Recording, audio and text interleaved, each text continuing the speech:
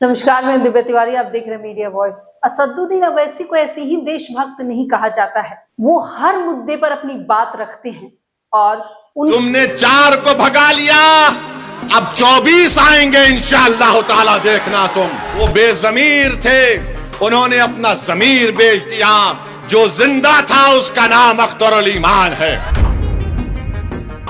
सुबह क़यामत तक इंशाअल्लाह ताला बिहार की सरजमीन पर एमआईएम पार्टी आबाद और शादाब रहेगी। उनके लिए सबसे बड़ा धर्म है वो देश धर्म है।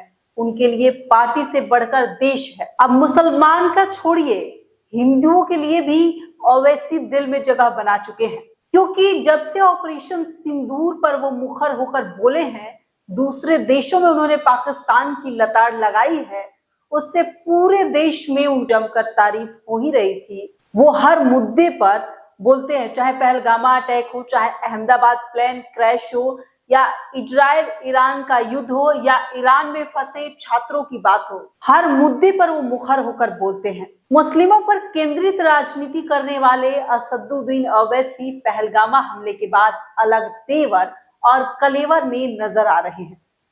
वो बिहार के ढाका में भी उनको देखा गया। ओवैसी ने कहा था कि अब पाकिस्तान को समझने का समय नहीं है, अब उसे करारा जवाब देने का वक्त आ गया है।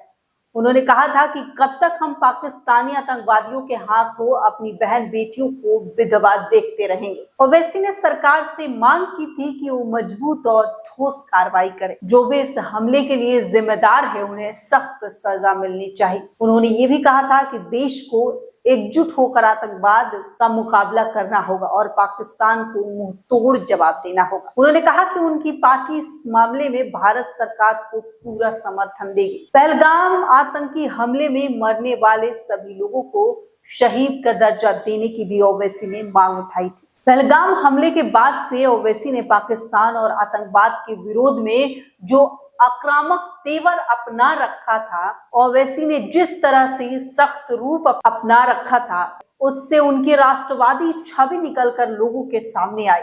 ओवैसी जिस तरह से पाकिस्तान को औकात दिखा रहे थे और आतंकवाद के खिलाफ लिहाजा ऐलान किया था, उसके पीछे उनकी सोची समझी रणनीति भी मानी जा रही है।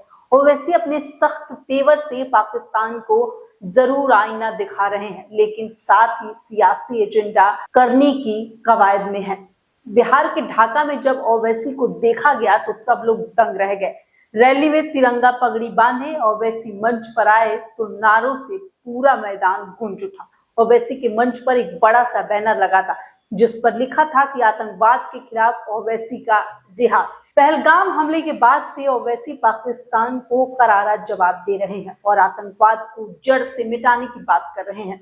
इस तरह से ओवैसी राष्ट्रवादी चेहरा बनकर उभरे हैं, लेकिन सवाल यही है कि मुस्लिम परस्त छवि से बाहर निकलकर वो 2020 के बिहार चुनाव में एमआईएम के टिकट पर जीते सभी 5 विधायक मुस्लिम थे, जिनमें से 4 ने पार्टी छोड़कर आरजेडी ज्वाइन कर ली। इस बार ओवैसी की रणनीति मुस्लिमों के साथ हिंदुओं की बड़ी संख्या में टिकट देने की है।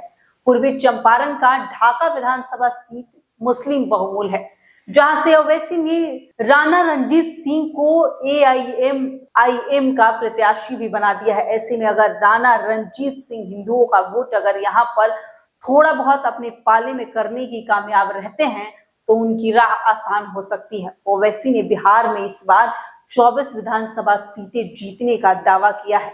माना जा रहा है कि ओवैसी अपने इस लक्ष्य को हासिल करने के लिए मुस्लिम परस्त छवि से बाहर निकलकर राष्ट्रवादी छवि गढ़ने में जुटे हैं, ताकि मुस्लिमों के साथ हिंदुओं वोटों की सियासी केमिस्ट्री बनाई जा सके।